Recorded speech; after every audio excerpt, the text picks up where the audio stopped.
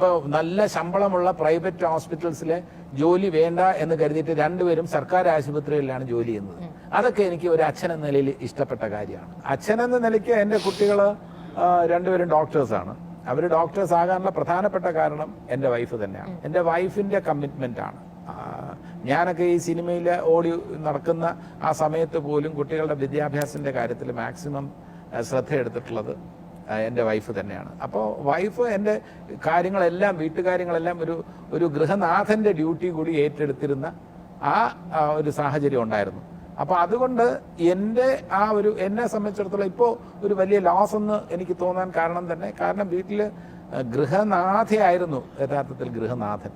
എല്ലാ കാര്യങ്ങളും എൻ്റെ ആബ്സെൻസിൽ കുട്ടികളുടെ കാര്യം എല്ലാം നോക്കിയിട്ടുള്ള, അവരുടെ വിദ്യാഭ്യാസത്തിൻ്റെ കാര്യത്തിലായിക്കോട്ടെ, ബാക്കിയുള്ള എൻ്റെ കാര്യങ്ങളായിക്കോട്ടെ, എൻ്റെ ഇപ്പം ബാങ്കിൻ്റെ കാര്യങ്ങൾ പോലും അതിൻ്റെ കാര്യങ്ങളൊക്കെ നോക്കാൻ ഒഫീഷ്യലായിട്ടുള്ളൊരു വലിയ പോസ്റ്റിൽ കഴിയുന്ന ഒരാളാണ്. അപ്പോൾ ഫ്രീ ടൈം കിട്ടുക എന്നുള്ളത് പ്രാക്ടിക്കലി അത് വളരെ ബുദ്ധിമുട്ടാണ്. ആ സമയക്കുറവിനിടയിലും എല്ലാ കാര്യങ്ങളും മാനേജ് ചെയ്തിരുന്ന ഒരു വ്യക്തി എന്ന നിലയിൽ എനിക്ക് തീർച്ചയായിട്ടും അത് വലിയ ലോസായിട്ട് എനിക്ക് തോന്നുന്നു. അപ്പോൾ ആ കുട്ടികൾ രണ്ടുപേരും ഡോക്ടേഴ്സ് ആയതിൽ ഞാൻ ഹാപ്പിയാണ്, ഞാൻ പ്രൗഡാണ്. അവർ സോഷ്യലി കമ്മിറ്റഡ് ആയിട്ടുള്ള ഡോക്ടേഴ്സാണ്. അപ്പോൾ നല്ല ശമ്പളമുള്ള പ്രൈവറ്റ് ഹോസ്പിറ്റൽസിലെ ജോലി വേണ്ട എന്ന് കരുതിയിട്ട് രണ്ടുപേരും സർക്കാർ ആശുപത്രികളിലാണ് ജോലി ചെയ്യുന്നത്. അതൊക്കെ എനിക്ക് ഒരു അച്ഛൻ എന്ന നിലയിൽ ഇഷ്ടപ്പെട്ട കാര്യമാണ്. സൊസൈറ്റിയോട് അതിന് ഞാൻ തീർച്ചയായിട്ടും അവരുടെ കൂടെയാണ്. അവർ ചെയ്തത് നല്ല കാര്യമാണ്, നല്ല ഡിസിഷനാണ്. ഉദാഹരണത്തിന് എൻ്റെ മൂത്ത മകള് ചെന്നൈ കിൽപോക്ക് ഗവൺമെന്റ് മെഡിക്കൽ കോളേജിൽ ഫാർമക്കോളജി അസിസ്റ്റന്റ് പ്രൊഫസറാണ്. രണ്ടാമത്തെ മകള് ട്രിവാൻഡ്രത്ത് മെന്റൽ ഹോസ്പിറ്റലില് സൈക്യാട്രിസ്റ്റാണ്. അപ്പൊ സൈക്യാട്രിസ്റ്റ് എന്ന് പറയുമ്പോൾ അറിയാലോ, പേഷ്യൻസുമായിട്ട് ഡീൽ ചെയ്യാന്നൊക്കെ പറയുന്നത് സാധാരണഗതിയിൽ അത് അല്പ പ്രയാസമുള്ള കാര്യമാണ്. പക്ഷെ ഇഷ്ടപ്പെട്ട് ചൂസ് ചെയ്ത് ഒരു നല്ല സൈക്യാട്രിസ്റ്റ് ആയിട്ട് വർക്ക് ചെയ്യുന്നു എന്ന് ഞാൻ കരുതുന്നു. ഒരുപാട് റെസ്പെക്ട് തോന്നുന്നു രണ്ട് മക്കളെ ഈ രീതിയിൽ വളർത്തിയെടുത്തതിന്.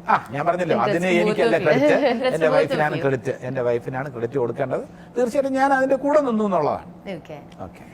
അവരെ സംബന്ധിച്ചിടത്തോളം ഒരു മകൾ എന്നുള്ളൊരു രീതിയിൽ എപ്പോഴാണ് when did you grow up? അങ്ങനെ എനിക്ക് ഇപ്പോഴും സത്യം പറഞ്ഞു കഴിഞ്ഞാൽ മുഴുവനായിട്ട് തോന്നാറൊന്നുമില്ല. ഞാൻ പലപ്പോഴും ഞങ്ങൾ തമ്മിലുണ്ടാവുന്ന വഴക്കുകളും ഇതൊക്കെ നോക്കിയാൽ അത് കഴിഞ്ഞാൽ എന്തൊരു കഷ്ടമാണ്, ഇത് എന്താ സംഭവിക്കുന്നതൊക്കെ ഞാനും ആലോചിച്ചിട്ടുണ്ട്.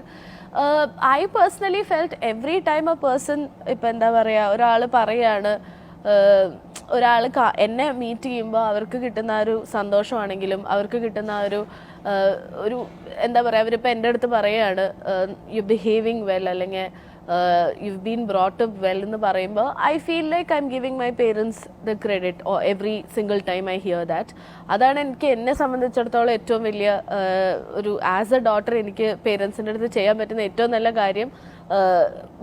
ബാക്കിയുള്ളവരുടെ അടുത്ത് നന്നായി പെരുമാറുക, അല്ലെങ്കിൽ ഒരാളെയും ഡിസ്റെസ്പെക്റ്റ് ചെയ്യാതിരിക്കുക. എന്നെ വീട്ടിൽ പറയാറുള്ള കാര്യമാണ്, ഇനി എത്ര എന്നെ മുകളിലേക്ക് ഉയരങ്ങളിലേക്ക് എത്തിയാലും യു ഷുഡ് നെവർ ഫൊർഗെറ്റ് നമ്മൾ എവിടുന്നാ വന്നിട്ടില്ല എന്നുള്ളതും നമ്മൾ എവിടെയാണ് നിൽക്കുന്നത് എന്നുള്ളതും.